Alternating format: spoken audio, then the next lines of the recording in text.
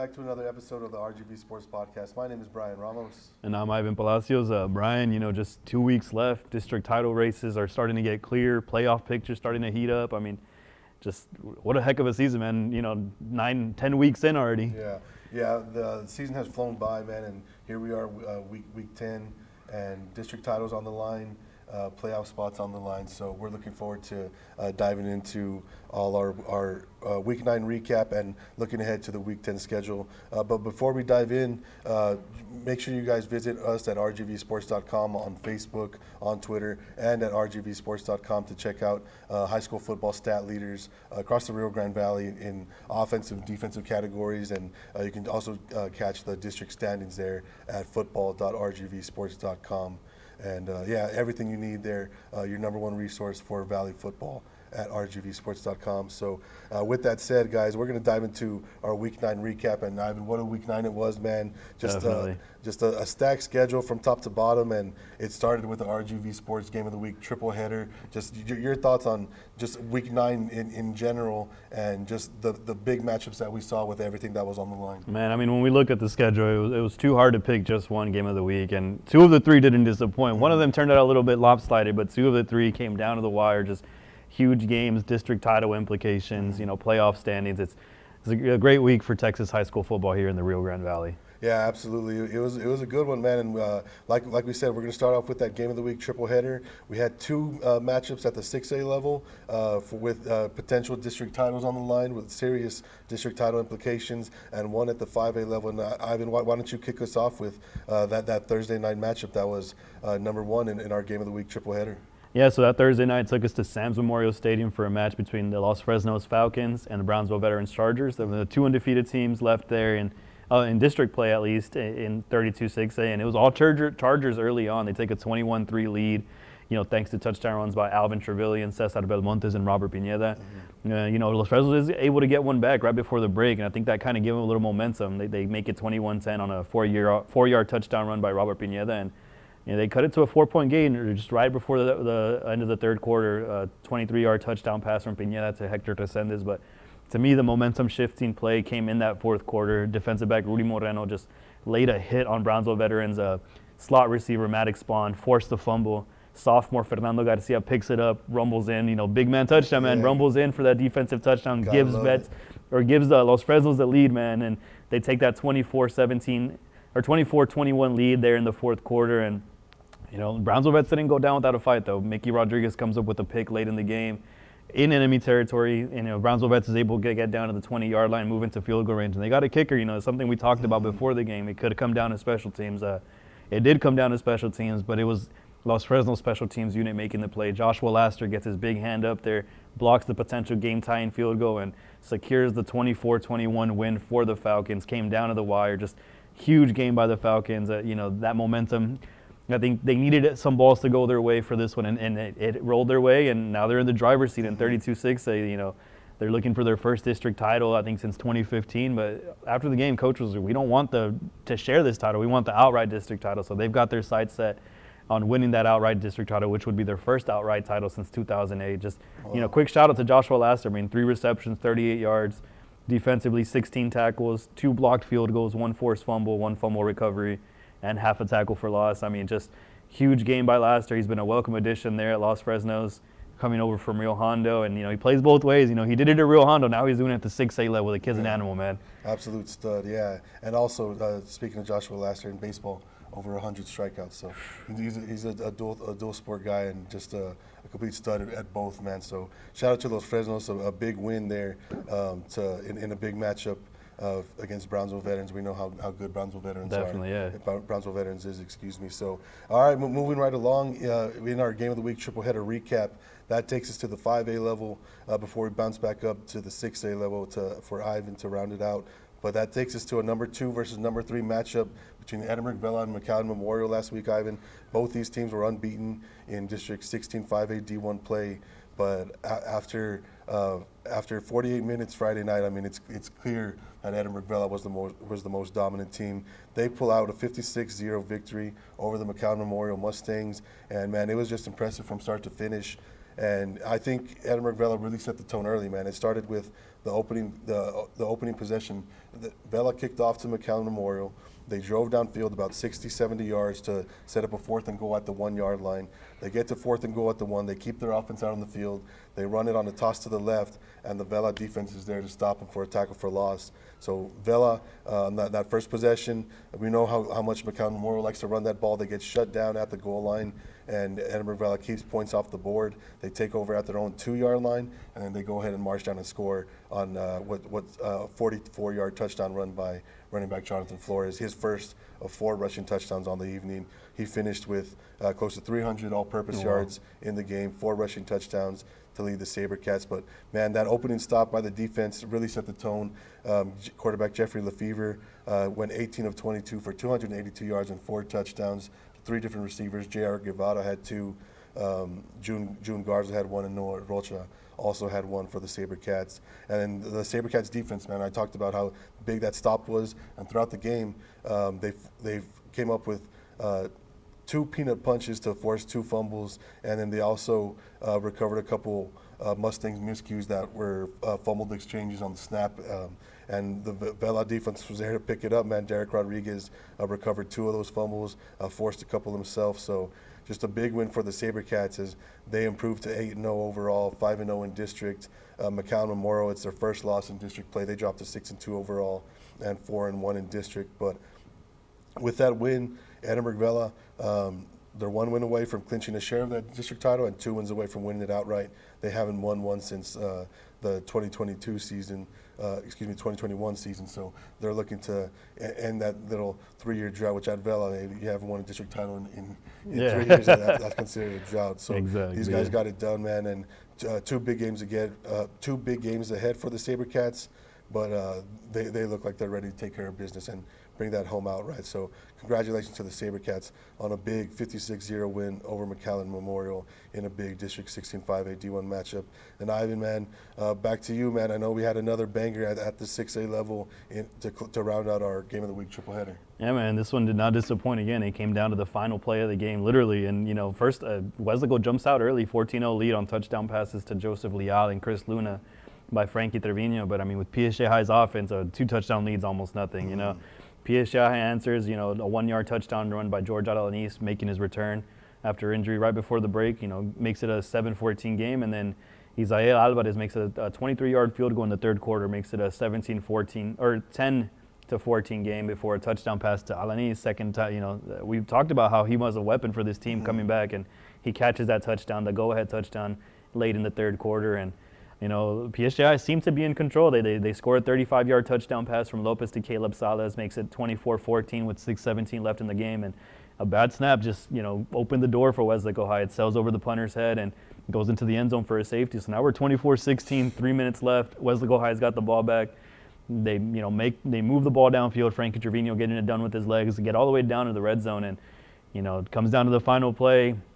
No timeouts left. Frankie Trevino throws it up into the end zone, and DB Matthew Gomez comes up big with that interception in the end zone to seal the win, and it puts PSJ High in the driver's seat for that 31-6A crown. They won it last year, and the biggest, I think before the season even started, they circled this game on their calendar. They knew this was going to be the one to decide the district champ. You got 32-6A champ from last year, Wesleyan High coming in, and shout out the Panthers. They limited this PSJ High offense to only 200 yards to the air. This is an offense that's been throwing for close to 350 a game. They were able to, bottle up Ryan Vallejo for the most part. He only had 60 yards. You talk about the Valley's leading receiver averaging well over 100, and most of them came on one play. There was one play where he did get over the top on them, but huge performance by Wesleyan High's defense. But at the end, it was PSJ High's defense coming up with that big play. And like I mentioned, they're in the driver's seat now. They're 3-0 in district play, 6-2 overall. And just like Vela, they need one more win to clinch at least a share of the district title. 2 gives them outright. So shout out the Bears for a huge win. And they're in the playoffs. Now it's chasing that gold ball to end the year. Yeah, big win there for PSJ High, man, and against a good Wesleyan team that's been, I think entering the season, the Wesleyan High had a senior-heavy team last year, and they went 10-0, and everybody was recognized what they did last year, and people were like, oh, is Wesleyan High going to drop off? And nah, man, they're still competitive as ever. Exactly, yeah. Can really play. So a big game there in 31-6A. And now to keep our Week 9 recap moving, we're just going to run through some games and touch on some other games across the Rio Grande Valley here in Week 9. And let's start off with our number 1 team in the Valley, PSG North, taking on Westaco East, who entered this game at number 8 in the Valley. And PSG North, man, I mean, they're just a machine, man. They pick up a 42-0 win over Westaco East, their 3rd shutout of the season. Running back Ethan Guerra runs for 195 yards, adds 30 yards receiving, and finishes with 2 rushing touchdowns. And this PSG North Black Shirts defense, they hold the East to 116 yards on the evening. So just a really complete performance from PSG North as they take down a district title, a playoff contender, Westaco East, currently in that playoff picture, and PSG North is just able to pick up a 42-0 win. It wasn't perfect, it wasn't pretty. I talked to Coach Kaufman after the game. He wasn't satisfied at all. There were a ton of penalties on both sides, maybe a little more on the Raiders, and he wasn't pleased with that. And so I know in the post-game huddle when Coach Kaufman was talking to his players, they immediately called, hey, we need to get back to work tomorrow on Saturday and put this thing behind us, focus on next week, because PSG North's got a big one coming up this week, which we'll get into a little later when we start breaking down our Week 10 recap. So big win for PSG North. They improved to 8-0 overall, 6-0 in district. Westaco East, just their 2nd loss on the season. They've only lost to PSG North and Flower Bluff. So Westaco East still a good squad, but PSG North just proves they're a step above, man, and a district title contender, and not just that, but in contention for being one of the top teams here in all Region 4 and all the South Texas. So big win there from PSG North there in Week 9. And Ivan, back to you, man. What was a game that really caught your eye there in Week 9? I mean, it's a game that maybe we didn't even talk enough about. La Feria Port Isabel. I think, Port Isabel came in as the number 2 team in the sub-5A poll. Their only loss had come to Brownsville St. Joseph, and La Feria really stuck it to them early on. They jump out to a 20-0 lead early in the second quarter. PI does rally, though. They make it 20-20 at the break, and then a touchdown in the 3rd quarter. That's 27 straight points by Port Isabel. All of a sudden, La Feria's on the other side of it, and La Feria comes right back. They pull in within 1 point. They did go for a 2-point conversion. Now they're trailing 27-26, and they go for the onside kick. They don't get it, but their defense comes up with a huge fumble recovery, sets up the go-ahead touchdown pass to Austin Vaughn, puts them up 32-27 late in the game, and the defense comes up big once again there at the end. Goal line stand down at the 1-yard line. They stop Port Isabel. I mean, to stop Port Isabel at the 1-yard line is just, it's not an easy task, man. That kind of offense is going to bring it to you. And they come up with a huge goal line stand to pick up a 32-27 win and over the Port Isabel Tarpons. I mean, this is a team that maybe we haven't talked about as much this year. La Feria Lions, they're 5-3 on the year after this one, and now they're 2-0 in district and clinched at least a share of the district title, and they can win outright this week against Kingsville King with the win. And just shout out to Austin Vaughn. I mean, he had 4 touchdowns for on 5 receptions. So, almost every time he touched the ball was a touchdown. 5 catches, 128, 4 touchdowns. And shout out the Lions. I mean, to take down Port Isabel and, basically be out physical them there at the end and to come up with that huge stop, huge win for them. And, just kind of flying under the radar and establishing themselves like, hey, we're here. We're a sub-5A team too. And, they're one of the best apparently. So. Yeah, they definitely came out and made a statement there, and a big district win over a good Port Isabel team. So shout out La Feria, man, for making some noise there at the 4A level. And to keep things moving, we'll jump back up to the 5A level. Sharyland High wins an overtime game against Roma, 35-31. A big-time matchup here. Sharyland with the win clinches a playoff spot as they're now 5-4 overall, 2-1 in district. It's a 5-team district, so 2 teams will get you, two wins will get you in, and they have wins over the 4th and 5th place teams. So even if they were to drop their last game, go to tiebreaker, they got the tiebreaker. So Sharyland gets in. Quarterback Calvin Harris, 262 passing yards, 41 yards rushing, 5 total touchdowns, and his top target this season, who's in the top 5 in the Rio Grande Valley in receiving yardage, Francisco Gomez, comes down with 7 catches, 131 yards, 2 receiving touchdowns for the Rattlers in that OT win. And then Roma on the other side, Ruben Garcia and Luis Peña, both over 100 yards for the Gladiators, leading their ground attack. So Big win for Sharyland over Roma. Roma, man, they're fighting like hell, man. They got a good squad and a competitive squad that ain't gonna quit, and they gave Sharyland everything they could handle. And Roma, man, now they enter the final 2 weeks of the regular season needing one win to get back in that playoff picture. Because right now in that 5-team district, they're number 5, so they need to make some noise here entering the final 2 weeks. So big win for Sharyland. Roma's got some work to do over the next 2 weeks, but looking forward to seeing both those teams in action here as we move forward to week 10 and week 11. Ivan, back to you, man, for another big one, man. This time of the year seems like every game's a big one. Definitely, and then this one takes us over to Benny Layton Senior Memorial Stadium at Cal Chelsea, Brownsville Pace. Last 2 undefeated teams in 16-5A D2, and these are 2 teams that haven't won a district title. I believe Pace's last district title came in, I want to say 1983, actually, my bad, wow. 1983. Ed Couch it's been a little less time since 2013, and it was a hard-fought one. 28-26, Ed Couch also comes out on top over Pace.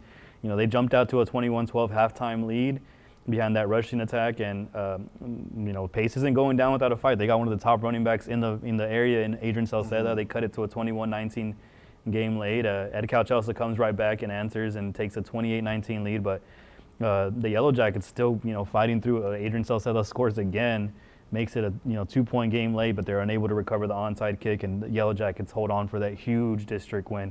3-0 in district. They're the last remaining team. There's 3 other teams all sitting at 2-1, hoping Ed Couch Elsa loses one more and puts them in a contention. But right now it's Ed Couch's title to lose. One more, you win a share. 2, and you win an outright. And huge for an Ed Couch Elsa program. Coach Cardenas there doing a great job. He took over last year, and shout out Pace too, man. I mean, yeah. Before you wouldn't even think of them being in this position. They're 6-2 on the year, 2-1. Got another big game coming up this week to keep those title hopes alive. We'll dive into that one, but just shout out to Pace and that team that they've put together. Coach Bartolo doing a good job there with that program. Yeah, both of those squads very much improved over the off season, so it's good to see the Vikings and the Yellow Jackets doing their thing. One team had to win, and Yellow Jackets, man, put themselves in good position. Pace, man, they got a couple big ones coming up, so looking forward to seeing them in action as well. And to round out our Week 9 recap, man, we had a shootout in District 16 5A D1. Mission High wins one 52-42 over McAllen Row. And, man, this was just a fun one, man. It had offense, defense, special teams. Mission quarterback Diego Salinas throws for 305 yards, runs for 137, scores 5 total touchdowns, and receivers Christopher Kirk and Shelby Sital and Thomas Aparicio, all over 100 total yards offensively for Mission. On the other side, Row quarterback Adrian Boteo, 293 yards passing, 4 touchdowns, 53 yards rushing, and a score. And then Mateo Castillo, man, he just had a dominant day, receiving 15 grabs, 149 yards, a touchdown, and he also returned a kickoff return for a touchdown.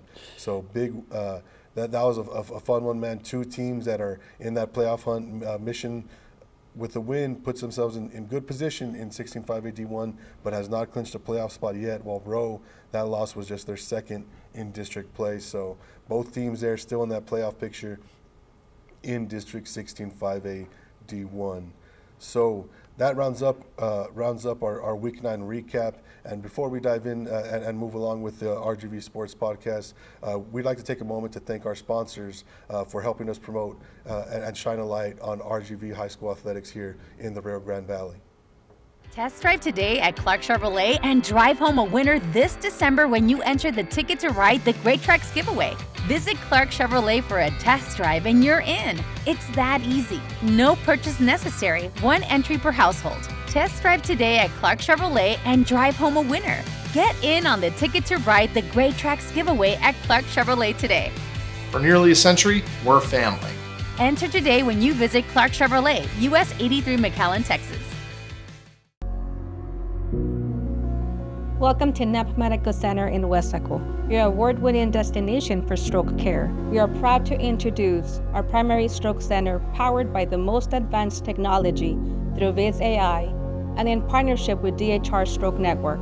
At NEP Medical Center, we understand the urgency of stroke care and the importance of quick intervention. When a stroke alert is activated, our specialized stroke team springs into action.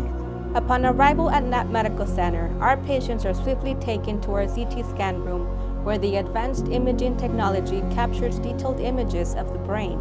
These images are then sent to Viz.AI's powerful artificial intelligence platform, which analyzes the scan in real time. Viz.AI's cutting-edge algorithms quickly and accurately identify potential signs of stroke, assisting our team in making informed decisions about the best course of treatment. Knapp Medical Center's primary stroke center Is dedicated to provide our patients with the highest level of stroke care. Giving them the best chance for recovery. trust our experienced team to deliver compassionate care Advanced technology And timely intervention. when it matters the most.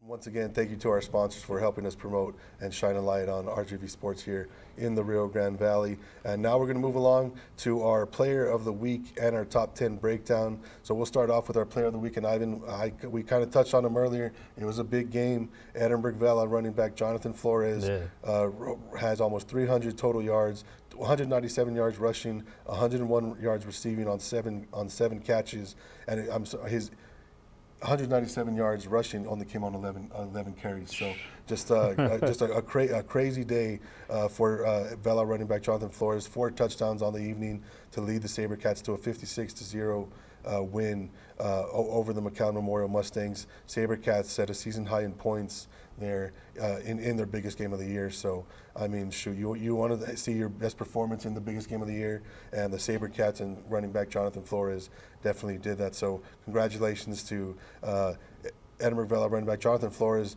and that. I know it's an individual award, but that award also reflects the production of the O-line and how they were able to get it done and win that battle at the line of scrimmage.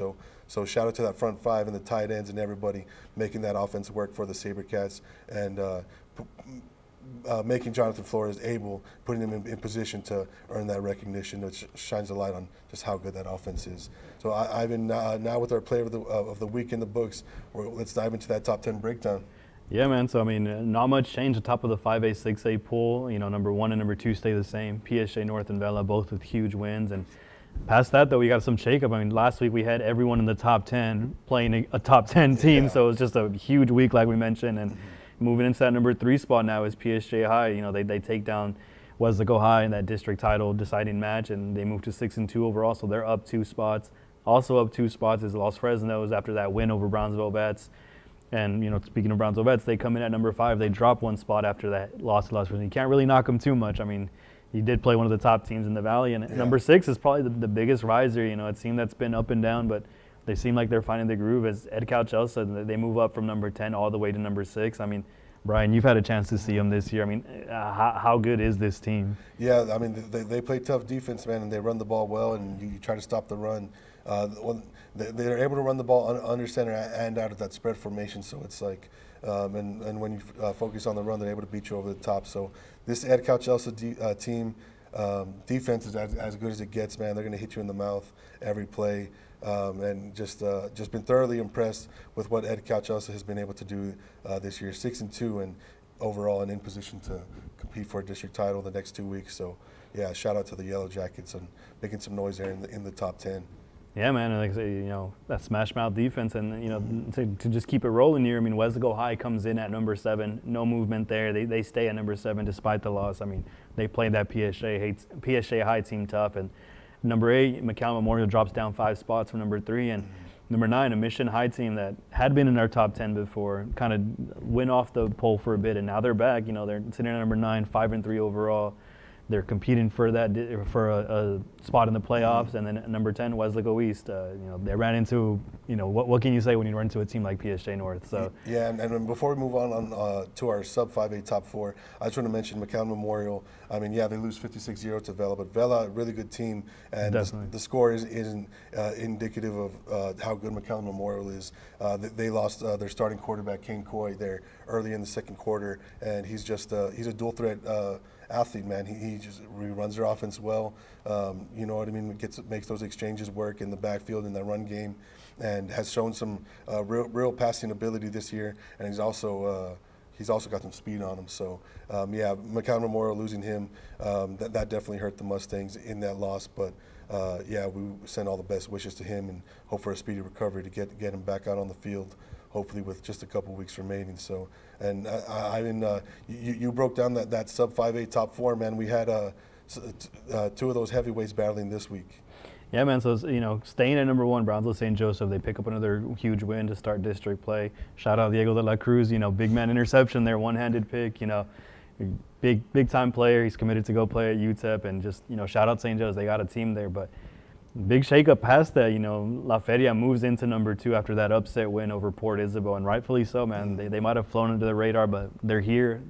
They've established themselves, and they have a chance for that district title this week. And coming in at number 3, we got Port Isabel drops down 1 spot after that loss to La Feria, and Rio Hondo also drops down 1 spot. And, they did pick up a win last week, but I mean that Rio Hondo team, the way they've bounced back, we talked about it last week, the way they've kind of rallied together despite the loss to their star player Kian Lopez early on. I mean, it just shows you the kind of athletes they have out there. So, shout out to the Bobcats there at number 4. And just to run through our Coastal Bend top 4 real quick, it sets up for a good one. I mean, we got the number 1 Coastal Bend team in Flower Bluff.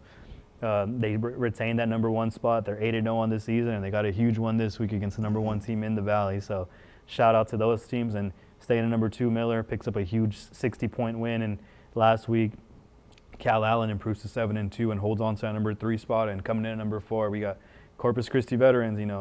You look at their 2 losses, and it was against, quality opponents, but they're rolling now. It seems like they found their footing, and they hold on to that number 4 spot. So that rounds out our, rankings for the week. Be sure to go to rgvsports.com and click on the football tab if you want to dive in some more. And before we move on to our next week preview, let's just take another second to thank our sponsors who make covering the athletes in the RGV possible. Welcome to NAP Medical Center in Weslaco, your award-winning destination for stroke care. We are proud to introduce our primary stroke center powered by the most advanced technology through Viz AI and in partnership with DHR Stroke Network. At NAP Medical Center, we understand the urgency of stroke care and the importance of quick intervention. When a stroke alert is activated, our specialized stroke team springs into action. Upon arrival at NAP Medical Center, our patients are swiftly taken to our CT scan room, where the advanced imaging technology captures detailed images of the brain. These images are then sent to Viz AI's powerful artificial intelligence platform, which analyzes the scan in real time. Viz AI's cutting-edge algorithms quickly and accurately identify potential signs of stroke, Assisting our team in making informed decisions about the best course of treatment.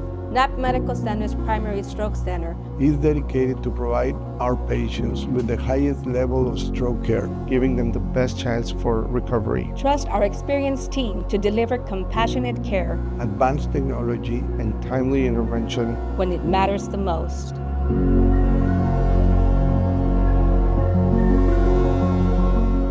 Finding the certified pre-owned vehicle you want can be a challenge, but Clark Knapp Honda makes it simple. We put all our certified pre-owned Hondas through a rigorous inspection process and offer extended warranties and service agreements.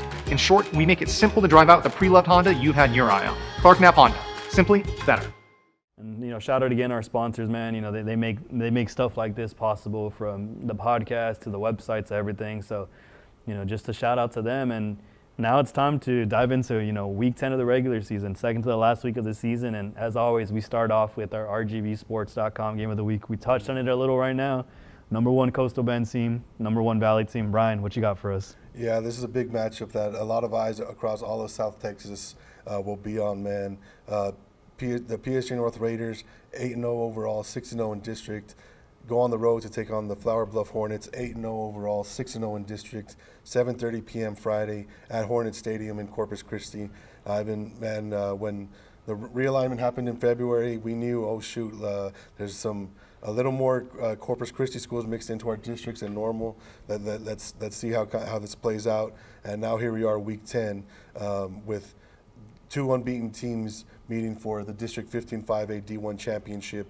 The winner will clinch at least a share. You're 2 wins away from winning it outright. So, but you get it done this week, that secures you at least a share of that gold ball. And both teams are looking to bring it home PSG North has won both teams have won back-to-back district titles. Flower Bluff, of course, the past 2 years was in the 16-5A D2 and kind of just destroying opponents there in 16-5A D2. So they won back-to-back district championships. PSG North, of course, back-to-back district championships in District 15-5A D1. We saw them going toe-to-toe with Edinburgh Vela these past 2 years.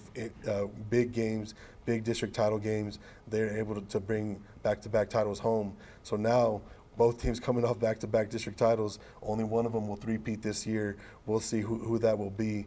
48 minutes Friday in Corpus Christi will decide it. And man, I'm just looking forward to it. There's playmakers all over the field for these teams.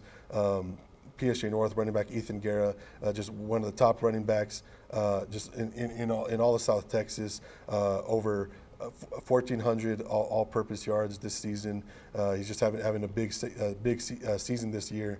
And quarterback Darren Garcia adds that dual threat ability. We've seen PSG North kind of open that offense up a little bit and attack some opponents downfield. So, and then this PSG North Blackshirts defense, as good as it gets here, they're only giving up 8.5 points per game this season. The offense is scoring 42.3 points a game. So PSG North, man, they're firing on all cylinders, coming off back-to-back shutouts into this game against Flower Bluff. But hey, Flower Bluff's got some talent too, man. They're scoring 51.4 points per game this year, and they have 3 shutouts as well.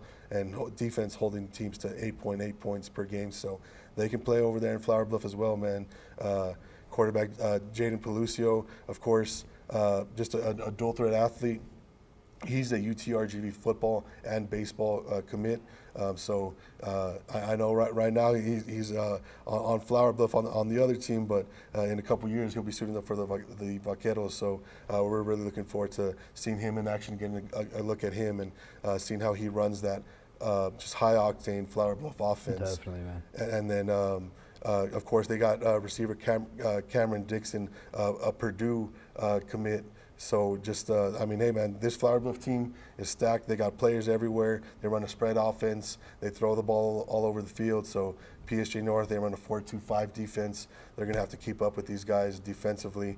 And then, of course, PSG North, they're going to look to kind of draw out those possessions offensively, run the ball, keep the chains moving, 4 yards here, 3 yards here, 5 yards here, here's a 12-yarder, here's an 8-yard pass, and we'll pick you apart to kind of keep that Flower Bluff offense off the field. So, man, I'm expecting a banger, 7:30 p.m. Friday, Hornet Stadium in Corpus Christi, number 1 PSG North, the number 1 team here in the Rio Grande Valley versus the number 1 team in the Coastal Bend, the Flower Bluff Hornets. That's going to be a good one, man. Looking forward to it here. And you can catch a live stream of that one on YouTube. We'll provide a link to that live stream in our feature, kind of previewing the PSG North and Flower Bluff game. So visit us at rgvsports.com for that. So Ivan, man, we touch on the big one, man. All eyes will be on that one across South Texas. But we got some other big matchups here in Week 10. What are you looking forward to the most? What about a can't-miss game on Thursday at Sam's Memorial Stadium? You know, when you talk about playoff races, district titles in Brownsville, usually people think soccer, you know.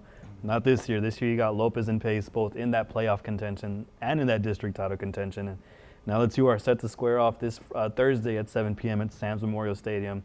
Both teams coming in with 6-2 records, 2-1 in district, and they're not in the control of their fate, but this is one step closer to, you know, possibly playing for a district title or being in that contention heading into that last week. You know, as we mentioned earlier, Ed Couch is 3-0, but a win here sets it up for an interesting, you know, final week of the regular season. And you know, these are two teams that haven't experienced success recently. You know, Pace is off to their best season since 2019, and we mentioned they haven't won a district title since 1983 and haven't made a playoff appearance since 2020.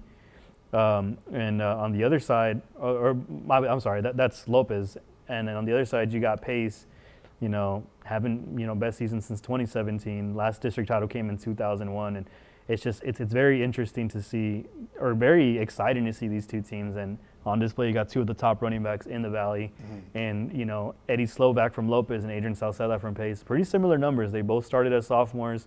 Both have played 25, 26 games, both over 3,000 rushing yards. And this year, they're both in the top 10 in the Valley in rushing. Adrian Salceda, of course, leads the Valley with 1,800 yards, over 1,800 yards and 23 touchdowns, well on pace for 2,000 yards. And Eddie Slovak sits at number 9 despite missing 2 games to injury. He's at 1,009 yards and 8 touchdowns for the year. And a couple of dogs. You know, those were the first 2 games he missed in his career too. So you know, that was kind of tough for him. But it's going to be interesting. Both defenses have their hands full with this, and you know, Pace has a 6-game winning streak on Lopez. So, you know, Lopez is coming in with a little chip on their shoulder. They want to be in that district title contention, and they want to take down the Pace, you know, looking for their first win over Pace since 2017. So it doesn't get bigger than this. And to see 2 programs that haven't experienced that level of success in the football atmosphere in recent years, it makes it even 10 times better. So if you can make it out to Sam's Memorial Stadium Thursday at 7 p.m. for a huge one between those BISD schools.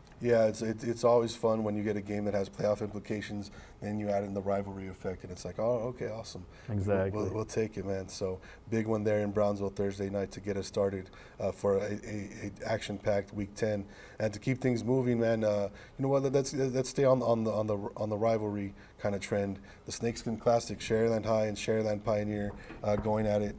This one is 7 p.m. Friday at Richard Thompson Stadium. Sharyland 5-4 overall, 2-1 in district. Pioneer 5-3 overall, 1-1 in district. Sharyland, of course, this will be their 10th game of the season. They got a bye in week 11, so they have already locked up their playoff spot. But a win here will keep them in contention for a share of that district title. Alice currently leads that district. They're 3-0 overall in district and in first place there in 15-5 AD2. But Sharyland and Pioneer, both with 1 loss, kind of still hoping that Alice can stumble here and they can kind of get in on some district gold there. But yeah, this should be a fun one, man. It's 2 rivals going at it. Quarterback Calvin Harris for Sharyland High has been going off this season, just doing it with his legs and his arms, and got some really good weapons around him. And then the Sharyland Pioneer team, man, they graduated a lot. They're a young team, and yet here they are, man, 5-3 overall. They'll finish at least 500 with the 500 record. And quarterback William Goodlow has been operating, making some big plays happen through the air and on the ground, finding his weapons. And so we'll see how this rivalry game turns out. Sharyland versus Pioneer, 7 p.m. Friday at Richard Thompson Stadium in Mission. Ivan, back to you, man. What else are you looking forward to here? You know, this is another game that, you know, maybe we wouldn't have talked about last year. You got Edinburgh Economides and La Jolla High playing for a playoff spot there in District 31-6. That's this Thursday, 7 p.m. at Richard R. Flores Stadium. And, you know, just like Pace and Lopez, these are teams that haven't experienced success recently, you know. Economides hasn't been to the playoffs since 2016. Wow. And, you know, La Jolla did make it in 2021. But, you know, I don't think many people expect them to even be in this position this year. They were 0-7 coming into last week's game against Edinburgh North, but they take down the Cougars 24-21 to keep their playoff hopes alive. And it was the first win of the season. I mean, what better time for it to come than to keep you in playoff contention? And, you know, meanwhile, you got on the opposite side, you got Economides coming off their 2nd straight defeat, you know, 4th overall in the past 5 games. They've kind of struggled a little. They're sitting right at 500 with 4-4, but that win means everything to Economides. They're back in the playoffs for the first time since 2016 if they win. I mean, it would be their first time being at or above 500 since that same season. And this is a program that, you know, Coach Salas has done a great job of, you know, turning around. They hung tough with PSG High for a while, and, you know, before PSG High pulled away at the end. But these are 2 programs that, you know, they want that success, and to see it happen, and now they're playing for a playoff spot. The last playoff spot available in 6A at that, 7 of the 8 have been locked up. So this one decides who's in, who's out, heading into that final week. Just a huge one there this Thursday at 7 at Richard Flores Stadium. Yeah, playoffs on the line here across the Rio Grande Valley. And we got a big one, man, in District 15-5 AD1, Harlingen South versus PSG Memorial. Harlingen South 3-3 in district, PSG Memorial 2-4 in district, and this game at 7 p.m. Thursday at PSJ Stadium in Far. But a PSG Memorial loss eliminates the Wolverines from the playoffs. They made it last year for the first time in 11 years. It was the first time since 2012. So PSG Memorial, they need a win here to stay alive and remain in that playoff hunt. Harlingen South, a win. They're currently in 5th place there in 15-5 AD1. They don't necessarily need a win to stay alive, because Week 11 they got a big matchup against Westaco East that could potentially be a win in your scenario. It all depends, but Harlingen South, they're gonna look to come out swinging, man, and bring it to PSG Memorial and prove that, hey, man, we belong here in these top 4 spots in a tough District 15-5A D1, and PSG Memorial, they're gonna come out and show that, hey, we're not gonna go out so easy. So yeah, Harlingen South, PSG Memorial. This one is 7 p.m. Thursday in FAR, and then just to dive into another game quickly, District 16-5A D1, we got another rivalry game. McAllen Memorial, they're 6-2 overall, 4-1 in district, versus the McAllen Road Warriors, 3-5 overall, 3-2 in district. This one is 7:30 p.m. Friday, and Ivan, as you said, it's a rivalry game with playoff implications. These are always fun. A McAllen Memorial win clinches a playoff spot for the Mustangs. A row win kind of mixes things up heading into Week 11. There's 8 teams in District 16-5A D1. Edinburgh Vale has clinched a playoff spot, and there's still that leaves 5 teams in the mix for spots numbers 2 through 4. So nobody else has clinched a playoff spot yet there in that district. So this should be a fun one, man. Rivalry game, and definitely some big playoff implications here in this one between the Warriors and the Mustangs. 7:30 p.m. Friday at McAllen Veterans Memorial Stadium in McAllen. Ivan, back to you, man. Any other games you're looking forward to here in Week 10? Yeah, Friday at 7:30 p.m. at Richard R. Flores Stadium, we got Edinburgh High and Wesleyan High going at it. Both are 2-1 in district, 5-3 overall, and both are in the playoffs already. They're not playing for a playoff spot anymore. It's more to keep those district title hopes alive. They need some help. They need someone to beat PSG High the last 2 weeks, but if they can win here, they at least have some hope for a district title heading into that last one. And both these teams have impressed this season. JT Santamaria under center for Edinburgh High. He's done numbers. He's kind of stepped up as a senior this year. I know they went back and forth with quarterback for a while. It seems like JT's their guy right now. Absolutely. He's been scoring on the ground. He's been getting it done through the air too. And opposite, Wesleyan High's got some playmakers from Frankie Trevino, and Chris Luna. Just some dogs that can go out there and make big time plays. Chris Luna played both ways last week. They had him on Ryan Vallejo last week, the Valley's top receiver. They matched, let's put our best athlete against here. So he's shown he can compete with the best one. Only a sophomore too. Huge game there. Not so much for playoffs, but it's for those district title hopes that every team wants to hold a gold ball at the end of the year. They're in the big dance. They accomplished that goal already. It's now, can we keep those district title hopes alive? Yeah, so just a bunch of big games here across the Rio Grande Valley here in Week 10, but perhaps the biggest game takes us to Corpus, PSG North, Flower Bluff. Really looking forward to that one. Then we got just a number of rivalry games across the Rio Grande Valley that also have playoff implications. So those are going to be fun atmospheres, going to be student sections live on both sides, and that's going to be a fun one, man. So really looking forward to this Week 10 action. Ivan, why don't you tell the people just where they can catch more football goodness from us here at RGV Sports? Yeah, so just go ahead and visit our website, rgvsports.com. You click on the football tab. If you want to skip all that, just football.rgvsports.com. You'll have everything from district standings, rushing, passing leaders, defensive leaders, whatever you want, it's all there. And we've talked about it. Max Preps has it. Does a great job. We've made it even easier for you to just get the RGV and some of the Coastal Bend teams that play in these RGV districts get the leaders overall. And also be sure to check out our YouTube. We provide post-game highlights, post-game interviews. We got it all for you guys. And follow us on Twitter, on Facebook. We give live in-game updates. I know Bryan and I are there on the sidelines trying to bring you guys the best coverage. So appreciate that, guys, and just make sure to give us a follow. Yeah. Thank you guys for joining us for another episode of the RGV Sports Podcast. Week 10 of the regular season, just a few hours, just about 24 hours away, a little more than 24 hours away. We're going to get started, get this thing rolling, and get some district titles scenarios cleared up, playoff scenarios cleared up, and we'll be back with you guys for an exciting episode next week to recap all the Week 10 action and break down the regular season finale, Week 11, and look at our district champions. Playoff pictures a little clearer, so we'll bring that all to you guys next week. So thank you guys for joining us for another episode of the RGV Sports Podcast. We'll catch you.